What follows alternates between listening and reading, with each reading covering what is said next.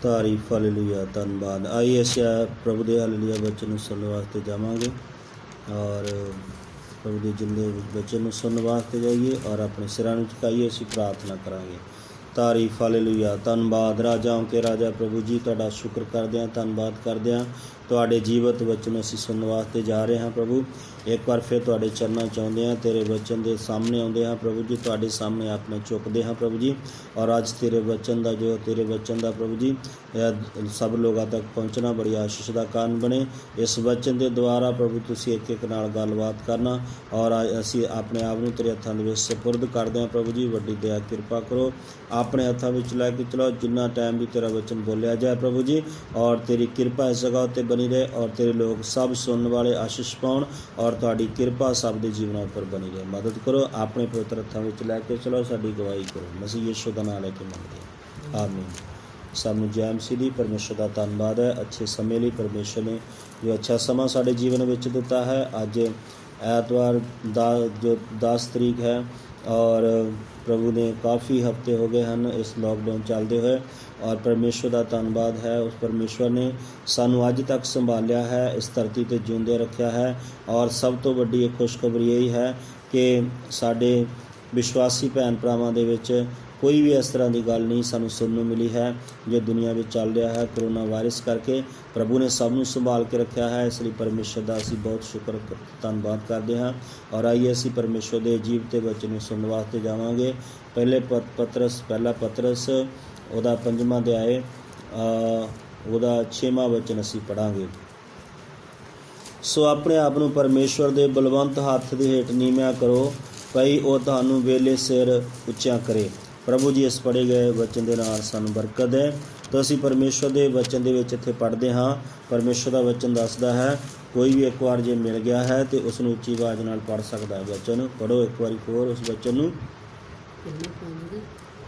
5:6 तुसीं धर्मी नूं दोषी ठहराया। पहला पतरस 5:6 सो अपने आप ਨੂੰ परमेश्वर ਦੇ ਬਲਵੰਤ ਹੱਥ ਦੇ ਹੇਠ ਨੀਵਾਂ ਕਰੋ ਭਾਈ ਉਹ ਤੁਹਾਨੂੰ ਸਵੇਲੇ ਸਿਰ ਉੱਚਾ ਕਰੇ। हाँ इत्थे असीं प्रभु के वचन में पढ़ते हाँ सो अपने आप नूं परमेश्वर के बलवंत हत्थ के हेठ नीविया करो तो वह तुहानूं वेले सिर उच्चा करेगा। इत्थे असीं प्रभु के वचन नूं सीखण जा रहे हाँ कि सचमुच इत्थे परमेश्वर का वचन कहंदा सो की है सो अपने आप नूं परमेश्वर के बलवंत हत्थ के हेठ नीविया करो तो वह तुहानूं वेले सिर उच्चा करेगा। इस करके इत्थे लिखिया सो अपने आप नूं इहदा मतलब है असीं जिहड़े प्रभु का वचन सुन रहे हाँ असीं अपने आप नूं अपने जीवन के उत्ते गौर करनी है अपने उत्ते झाती मारनी है अपने जीवन वाल देखना है और किसी के जीवन वाल नहीं देखना कोई किस तरह चलता है कोई की करता है किसी का जीवन किस तरह का है पर असीं अपने आप नूं देखना है कि मैं प्रभु के वचन के अनुसार हलीम हुंदा हाँ कि मैं अधीन हुंदा हाँ। अगर असी परमेश्वर के बलवंत हत्थ के हेठ अपने आप नूं नीविया करते हाँ नीवें हुंदे हाँ तो वह परमेश्वर का वायदा है कि वह सानूं वेले सिर की कर देगा उच्चा कर देगा।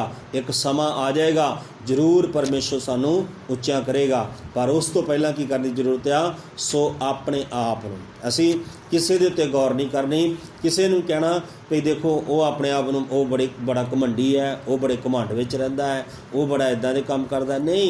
इत्थे लिखिया तुसीं अपने आप नूं जो बरकत पाउणी चाहुंदा है जो प्रभु दे विच वधना चाहुंदा है जो प्रभु दी आशीषां नूं अपने जीवन च देखना चाहुंदा है उस लई परमेश्वर दा वचन उहदे नाल गल कर रहा है सो अपने आप नूं परमेश्वर दे बलवंत हत्थ दे हेठ नीविया करे हो ते वेले सिर परमेश्वर की करूँगा नूं उच्चा कर देगा। असी परमेश्वर के वचन च पढ़ते हाँ बाइबल च देखते हाँ जिन्हां लोगों ने अपने आप नूं परमेश्वर के बलवंत हत्थ के हेठां नीविया किया परमेश्वर ने उन्होंने उच्चा किया। असी दाऊद के बारे बाइबल के पढ़ते हाँ तो दाऊद के बारे जो पढ़ते हाँ दाऊद एक भेडां बकरियां चारन वाला सीगा पर दाऊद ने की किया ਆਪਣੇ ਆਪ ਨੂੰ ਨੀਵੇਂ ਕੀਤਾ, ਆਪਣੇ ਆਪ ਨੂੰ ਪਰਮੇਸ਼ਰ ਦੇ ਹੱਥ ਦੇ ਹੇਠਾਂ ਨੀਵਾਂ ਕੀਤਾ, ਅਧੀਨ ਕੀਤਾ। ਔਰ ਜਿੱਦਾਂ ਪਰਮੇਸ਼ਰ ਕਹਿੰਦਾ ਰਿਹਾ ਉਹ ਕਰਦਾ ਰਿਹਾ।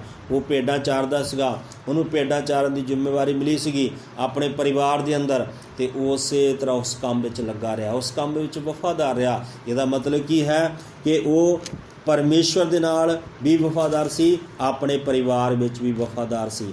ਅਗਰ ਪਰਿਵਾਰ ਦੇ ਵਿੱਚ ਉਹਨੂੰ ਛੋਟੇ ਹੋਣ ਦੇ ਸਮੇਂ ਛੋਟਾ ਸਮੇਂ ਉਹਦੇ ਪਰਿਵਾਰ ਦੇ ਵਿੱਚ ਉਹਦੇ ਹੋਰ ਵੀ ਭਰਾ ਸੀਗੇ ਜਿਹੜੇ ਕਿ ਕੁਛ ਨੌਕਰੀ ਕਰਦੇ ਸੀ, ਕੁਛ ਆਰਮੀ ਵਿੱਚ ਸ਼ਾਉਲ ਦੇ ਸਮੇਂ ਉਸ ਇਸਰਾਇਲ ਦੀ ਆਰਮੀ ਵਿੱਚ ਸੀਗੇ। ਪਰ ਕੀ ਆ ਕਿ ਜਿਹੜਾ ਦਾਊਦ ਸੀਗਾ ਉਹ ਭੇਡਾਂ ਬੱਕਰੀਆਂ ਚਾਰਦਾ ਸੀਗਾ, ਅਤੇ ਉਸ ਭੇਡਾਂ ਬੱਕਰੀਆਂ ਦੇ ਵਿੱਚ ਵਫਾਦਾਰ ਸੀਗਾ, ਆਗਿਆਕਾਰ ਸੀਗਾ। ਅਤੇ ਇਸੇ ਤਰ੍ਹਾਂ ਅਗਰ ਅਸੀਂ ਚਾਹੁੰਦੇ ਹਾਂ ਪਰਮੇਸ਼ਰ ਦੀ ਆਸ਼ੀਸ਼ ਸਾਡੇ ਜੀਵਨ 'ਚ ਆਏ, ਅਤੇ ਸਾਨੂੰ ਵੀ ਜੋ ਪਹਿਲਾਂ ਆਪਣੇ ਪਰਿਵਾਰ ਦੇ ਵਿੱਚ ਸਾਨੂੰ ਜੋ ਵੀ ਕੰਮ ਦਿੱਤਾ ਜਾਂਦਾ ਹੈ, ਚਾਹੇ ਉਹ ਕਿਸੇ ਤਰ੍ਹਾਂ ਦਾ ਵੀ ਹੋਵੇ, ਭਾਵੇਂ ਛੋਟਾ ਹੋਵੇ ਭਾਵੇਂ ਵੱਡਾ ਹੋਵੇ, ਉਹਦੇ ਵਿੱਚ ਸਾਨੂੰ ਵਫਾਦਾਰ ਰਹਿਣ ਦੀ ਜ਼ਰੂਰਤ ਆ। ਦੇਖੋ, ਜੇ ਸਾਨੂੰ ਮਾਂ-ਬਾਪ ਕੰਮ ਕਰਨ ਵਾਸਤੇ ਕਹਿੰਦਾ ਹੈ ਅਤੇ ਸਾਨੂੰ ਉਸ ਦੀ ਗੱਲ ਸੁਣਨੀ ਚਾਹੀਦੀ ਆ, ਅਤੇ ਜਦੋਂ ਅਸੀਂ ਉਹ ਸੁਣਾਂਗੇ ਤਾਂ ਪਰਮੇਸ਼ਵਰ ਵੀ ਕੁਛ ਕੰਮ ਸਾਡੇ ਹੱਥ ਵਿੱਚ ਫਿਰ ਦੇ ਸਕਦਾ ਹੈ। ਜਦੋਂ ਅਸੀਂ ਆਪਣੇ ਮਾਂ-ਬਾਪ ਦੇ ਵਫਾਦਾਰ ਹੋਵਾਂਗੇ ਤਾਂ ਪਰਮੇਸ਼ਵਰ ਹੀ ਸਾਡੇ ਹੱਥ ਵਿੱਚ ਕੁਛ ਕੰਮ ਦੇ ਸਕਦਾ ਹੈ। ਉਦੋਂ ਇੱਥੇ ਲਿਖਿਆ, ਇੱਥੇ ਜਦੋਂ ਬਾਈਬਲ 'ਚ ਪੜ੍ਹਦੇ ਹਾਂ ਕਿ ਉਹ ਭੇਡਾਂ ਬੱਕਰੀਆਂ ਚਾਰਦਾ ਸੀਗਾ, ਲੇਕਿਨ ਪਰਮੇਸ਼ਵਰ ਦੇ ਨਾਲ ਵਫਾਦਾਰ ਸੀ, ਆਪਣੇ ਪਰਿਵਾਰ ਨਾਲ ਵਫਾਦਾਰ ਸੀ, ਮਾਂ-ਬਾਪ ਨਾਲ ਵਫਾਦਾਰ ਸੀ, ਦੂਸਰੇ ਪਾਸੇ ਪਰਮੇਸ਼ਵਰ ਨਾਲ ਵਫਾਦਾਰ ਸੀ, ਕਿਉਂਕਿ ਉਹਦੇ ਜੀਵਨ 'ਚ ਇੱਕ ਸੁਭਾਅ ਸੀਗਾ। ਉਹ ਭੇਡਾਂ ਬੱਕਰੀ ਚਾਰਦੇ ਸਮੇਂ ਪਰਮੇਸ਼ਵਰ ਦੀ ਆਰਾਧਨਾ ਕਰਦਾ ਸੀ, ਪਰਮੇਸ਼ਵਰ ਦੀ ਬੰਦਗੀ ਕਰਦਾ ਸੀਗਾ, ਔਰ ਪਰਮੇਸ਼ਵਰ ਦੇ ਭਜਨ ਗਾਉਂਦਾ ਸੀਗਾ। ਤਾਂ ਇੱਕ ਦਿਨ ਬਚਨ 'ਚ ਲਿਖਿਆ ਕਿ ਇੱਕ ਦਿਨ ਇੱਕ ਸ਼ੇਰ ਆਇਆ, ਉਹਦੀ ਭੇਡ ਨੂੰ ਚੁੱਕ ਕੇ ਲੈ ਗਿਆ, ਪਰ ਉਸਨੇ ਕੀ ਕੀਤਾ ਕਿ ਉਹਦੇ ਮਗਰ ਭੱਜਾ ਔਰ ਉਹਦੇ ਮੂੰਹ ਨੂੰ, ਸ਼ੇਰ ਦੇ ਮੂੰਹ ਨੂੰ ਖੋਲ੍ਹਿਆ, ਕਿਉਂਕਿ ਉਹਦੇ ਵਿੱਚੋਂ ਉਹਨੇ ਉਹ ਭੇਡ ਦਾ ਬੱਚਾ ਉਹਦੇ ਮੂੰਹ ਦੇ ਵਿੱਚੋਂ ਕੱਢ ਲਿਆ। ਅਤੇ ਉਹ ਕਿਸ ਤਰ੍ਹਾਂ ਹੋਇਆ? ਕਿਉਂਕਿ ਉਹ ਪਰਮੇਸ਼ਵਰ ਜਿਹਦੀ ਉਹ ਬੰਦਗੀ ਕਰਦਾ ਸੀ, ਉਹ ਜਿਹਦੇ ਪਰਮੇਸ਼ਵਰ ਦੇ ਹੱਥ ਵਿੱਚ ਉਹ ਅਧੀਨ ਸੀਗਾ, ਉਸ ਪਰਮੇਸ਼ਵਰ ਨੇ ਉਹਨੇ ਬਲ ਦਿੱਤਾ, ਸ਼ਕਤੀ ਦਿੱਤੀ ਕਿ ਉਸਨੇ ਸ਼ੇਰ ਦੇ ਮੂੰਹ ਨੂੰ ਖੋਲ੍ਹਿਆ ਅਤੇ ਉਹਦੇ ਵਿੱਚੋਂ ਬੱਚਾ ਕੱਢ ਲਿਆ।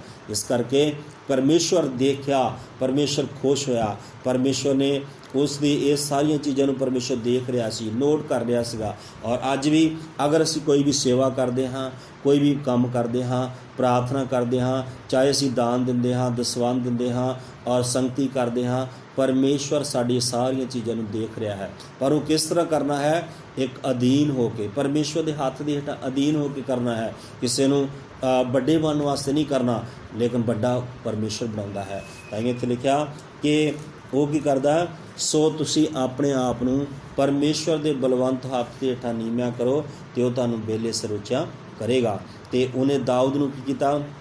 ਜਦੋਂ ਪਰਮੇਸ਼ਵਰ ਨੇ ਦੇਖਿਆ ਕਿ ਦਾਊਦ ਇਹ ਕਰ ਸਕਦਾ ਹੈ, ਭੇਡਾਂ ਦੀ ਰਾਖੀ ਕਰ ਸਕਦਾ, ਇਹ ਮੇਰੇ ਲੋਕਾਂ ਨੂੰ, ਇਸਰਾਇਲ ਨੂੰ ਵੀ ਇਹ ਚਲਾ ਸਕਦਾ ਹੈ, ਤਾਂ ਪਰਮੇਸ਼ਵਰ ਨੇ ਇੱਕ ਦਿਨ ਸਮਾਂ ਆਇਆ, ਪਰਮੇਸ਼ਵਰ ਨੇ ਉਸ ਨੂੰ ਇਸਰਾਇਲ ਦਾ ਰਾਜਾ ਬਣਾ ਦਿੱਤਾ।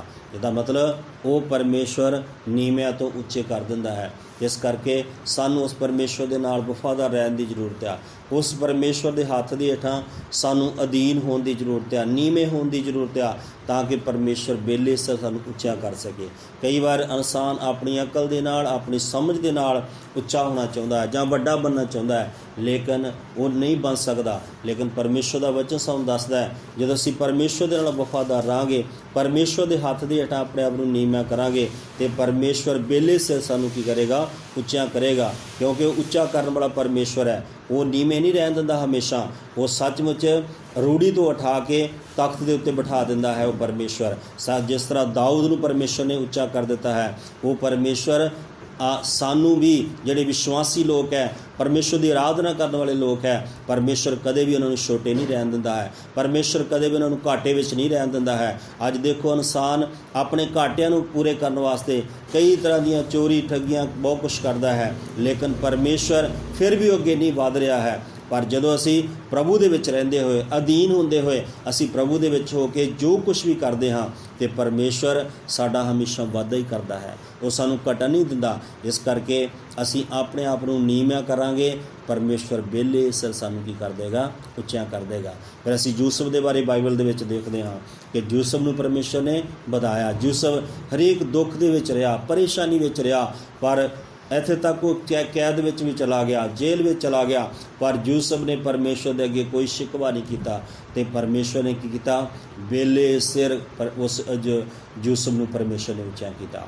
ਯੂਸਫ ਪਰਮੇਸ਼ਵਰ ਨਾਲ ਵਫਾਦਾਰ ਰਿਹਾ, ਯੂਸਫ ਅਧੀਨਗੀ ਦੇ ਵਿੱਚ ਰਿਹਾ, ਔਰ ਇੱਥੇ ਤੱਕ ਜਿੱਥੇ ਜਿੱਥੇ ਉਹਨੂੰ ਉਹਦੇ ਭਰਾਵਾਂ ਨੇ ਵੇਚ ਦਿੱਤਾ, ਕੋਈ ਸ਼ਿਕਵਾ ਨਹੀਂ ਕੀਤਾ। ਉਹਦੇ ਭਰਾਵਾਂ ਨੇ ਪਹਿਲਾਂ ਉਹਨੂੰ ਖੱਡੇ ਵਿੱਚ ਸੁੱਟ ਦਿੱਤਾ, ਫਿਰ ਉਹਨੂੰ ਵੇਚ ਦਿੱਤਾ ਮਿਸਰ ਦੇ ਵਿੱਚ, ਅਤੇ ਮਿਸਰ ਦੇ ਵਿੱਚ ਉਹਨੂੰ ਜੇਲ੍ਹ ਦੇ ਵਿੱਚ ਜਾਣਾ ਪਿਆ, ਰਹਿਣਾ ਪਿਆ, ਕੈਦੀਆਂ ਦੇ ਵਿੱਚ ਰਹਿਣਾ ਪਿਆ। ਪਰ ਇੱਕ ਦਿਨ ਸਮਾਂ ਆ ਗਿਆ ਕਿ ਪਰ ਲਿਖਿਆ ਯੂਸਫ ਚਾਹੇ ਜੇਲ੍ਹ ਵਿੱਚ ਸੀਗਾ, ਫਿਰ ਵੀ ਯੂਸਫ ਪਰਮੇਸ਼ਵਰ ਯੂਸਫ ਦੇ ਅੰਗ ਸੰਗ ਸੀਗਾ। ਜੋ ਵੀ ਯੂਸਫ ਕਰਦਾ ਸੀ ਉਹ ਸਫਲ ਹੋ ਜਾਂਦਾ ਸੀ ਉਹਦੇ ਵਿੱਚ। ਅਤੇ ਇਸ ਕਰਕੇ ਕਿਉਂਕਿ ਉਹ ਜਿਸ ਅਵਸਥਾ ਵਿੱਚ ਵੀ ਸੀਗਾ ਪਰਮੇਸ਼ਵਰ ਉਹਦੇ ਨਾਲ ਸੀਗਾ। ਇਹ ਗੱਲ ਨਹੀਂ ਆ ਅਸੀਂ ਕਿੱਦਾਂ ਦੀ ਅਵਸਥਾ ਵਿੱਚ ਵੀ ਰਹਿੰਦੇ ਹਾਂ, ਪਰਮੇਸ਼ਵਰ ਸਾਡੇ ਨਾਲ ਹੋਣਾ ਜ਼ਰੂਰੀ ਆ। ਇਸ ਕਰਕੇ ਉਹ ਅਧੀਨ ਰਿਹਾ, ਉਹ ਪਰਮੇਸ਼ਵਰ ਦੇ ਹੱਥ ਦੇ ਹੇਠਾਂ ਅਧੀਨ ਸੀਗਾ। ਉਹਨੂੰ ਪਤਾ ਸੀਗਾ ਇੱਕ ਦਿਨ ਸਮਾਂ ਆਏਗਾ ਪਰਮੇਸ਼ਵਰ ਜ਼ਰੂਰ ਮੈਨੂੰ ਉੱਚਾ ਕਰੇਗਾ। ਅਤੇ ਇੱਕ ਦਿਨ ਸਮਾਂ ਆ ਗਿਆ ਤਾਂ ਪਰਮੇਸ਼ਵਰ ਨੇ ਉਸ ਜੇਲ੍ਹ ਦੇ ਵਿੱਚੋਂ ਕੱਢ ਕੇ ਉਹਨੂੰ ਮਿਸਰ ਦਾ ਪ੍ਰਧਾਨ ਮੰਤਰੀ ਬਣਾ ਦਿੱਤਾ।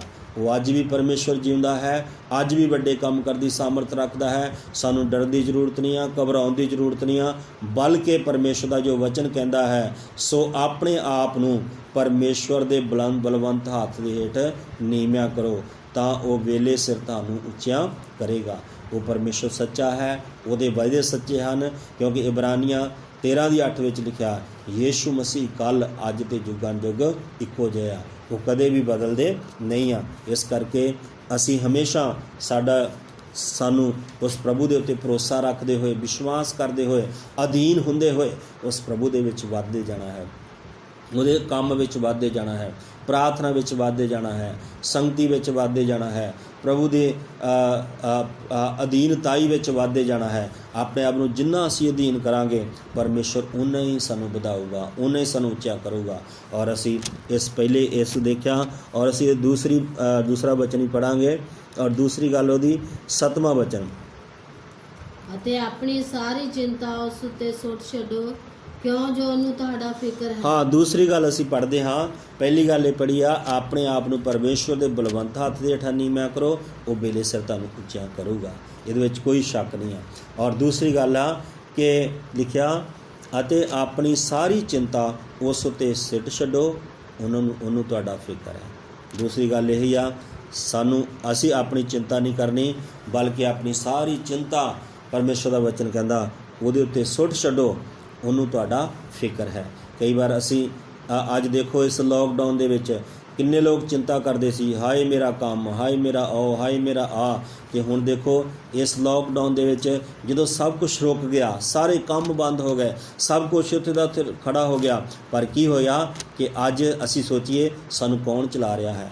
ਪਰਮੇਸ਼ਵਰ ਅੱਜ ਵੀ ਸਾਨੂੰ ਚਲਾ ਰਿਹਾ ਹੈ। ਪਰਮੇਸ਼ਵਰ ਅੱਜ ਵੀ ਸਾਡੀ ਪ੍ਰਤਿਪਾਲ ਕਰ ਰਿਹਾ ਹੈ। ਤਾਂ ਹੀ ਉਹ ਪਰਮੇਸ਼ਵਰ ਕਹਿੰਦਾ ਹੈ ਕਿ ਮੱਤੀ ਦੀ ਅੰਜੀਲ 6 ਅਧਿਆਇ ਦੇ ਵਿੱਚ ਉਹ ਕਹਿੰਦਾ, ਪੰਛੀਆਂ ਨੂੰ ਦੇਖੋ ਕਿ ਨਾ ਤੇ ਉਹ ਕੀ ਆ ਬੀਜਦੇ ਆ, ਨਾ ਵੱਢਦੇ ਆ, ਨਾ ਭੜੋਲਿਆਂ ਵਿੱਚ ਜਮ੍ਹਾਂ ਕਰਦੇ ਆ, ਪਰ ਤੁਹਾਡਾ ਸਵਰਗੀ ਪਿਤਾ ਉਹਨਾਂ ਦੀ ਪ੍ਰਤਿਪਾਲ ਕਰਦਾ ਹੈ। ਅਤੇ ਉਹ ਕਹਿੰਦਾ ਤੁਸੀਂ ਵੀ ਕਿਸੇ ਗੱਲ ਦੀ ਚਿੰਤਾ ਨਾ ਕਰੋ। ਉਹ ਕਹਿੰਦਾ ਤੁਸੀਂ ਕੀ ਕਰੋ, ਆਪਣੀ ਸਾਰੀ ਚਿੰਤਾ ਉਸ ਉੱਤੇ ਸੁੱਟ ਛੱਡੋ, ਕਿਉਂ ਜੋ ਉਹਨੂੰ ਤੁਹਾਡਾ ਫਿਕਰ ਹੈ।